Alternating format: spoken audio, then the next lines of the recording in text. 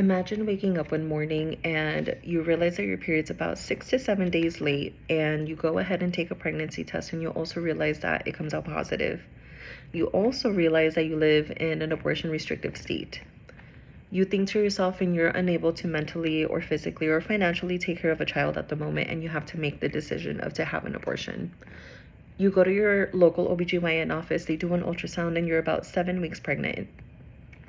A lot of states, unfortunately, now have an abortion ban where abortions are now banned anywhere from 6 to 8 weeks of gestational age. So if you have an abortion anywhere past those weeks, you are intentionally ending the life of another human being, and you will be sent to either prison or whatever the limitations are for that state. Everyone should have the right to an abortion no matter what the circumstance is, and everyone should have the right to their own bodily autonomy. An abortion should be legalized in all 50 states, regardless of gestational age. And people should be able to seek abortions because there are people that get pregnant through failed birth control. There are people that get pregnant through rape, through incest, and whatever circumstance that they get pregnant under, people should be able to have that right and be able to have that option of having an abortion if need be. And those states that are criminalizing people who have abortions are not going to criminalize abortion altogether or stop abortions. They're just going to stop the access to safe abortions. And abortion being legalized in only some states is causing a lot of people to travel outside of the state to seek an abortion, which is costing them money, which is costing them time, babysitting if they have already other kids and they are unable to take them with them. And about 1 in 10 abortions back in 2020 resulted in a lot of people coming out of state to seek the abortion service because a lot of trigger bans were slowly coming about. But a lot of trigger bans actually were triggered when Roe versus Wade, which is a law that allowed the nation to have safe and legal abortions, got overturned. And a lot of people, like I've said, usually find out that they are pregnant anywhere from 6 to 10 weeks of pregnancy because they will mistake their implantation bleeding as their period. A lot of people will bleed here and there when they are on their on pregnancy or when they're pregnant, because that is called implantation bleeding, and that is when the egg is attaching itself to the uterine wall.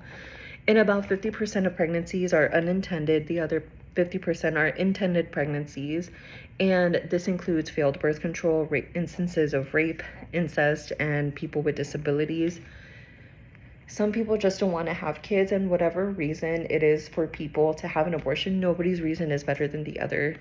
And just because, again, abortions were made illegal in many states, it does not mean that people are going to stop seeking abortion. It just means that they're going to have to go out of their way and go out of state to seek an abortion, or maybe they're going to look on the internet and they may find pills that are advertised as abortion pills, but maybe they are not the safe abortion pills, such as mifepristone or mifeprex, which are the pills that are used in order to have an abortion.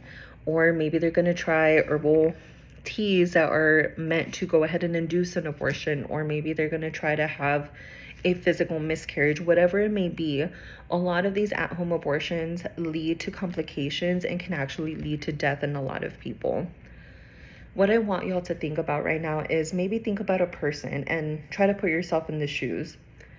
If someone that you know comes up to you and they say that they're pregnant, but they're unable to have an abortion because they're unable to travel out of state, they're unable to have an abortion because they're over the gestational age for the state that you're currently living in, or maybe it's illegal altogether, and they ask you to financially and mentally take in their child because they're unable to mentally and financially take care of that child once it's born, are you really going to take that responsibility into your own hands? A lot of people wouldn't. And everyone has a really strong opinion about abortion, but it's because they don't necessarily understand what these people are going through, what these people are having the abortion for, or they don't know the reasons.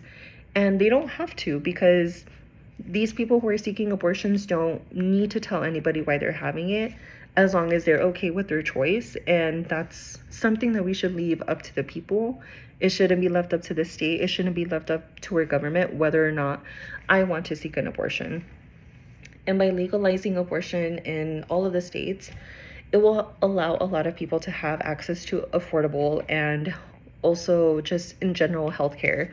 There are a lot of state-funded programs such as like FPACT or presumptive eligibility, which are state-funded programs that will go ahead and help people who have abortions and meet the poverty levels for the abortion service, and will get the abortion service covered or the majority of it covered. There's also some affiliates like Planned Parenthood or FPA that will go ahead and cover the cost for these individuals who travel out of state in order to get an abortion.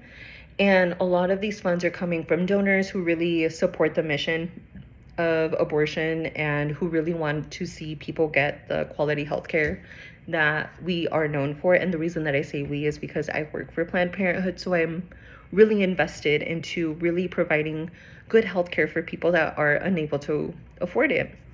And about 38% of abortions done at Planned Parenthood are out-of-state abortions, and 28% of those got funding from Planned Parenthood.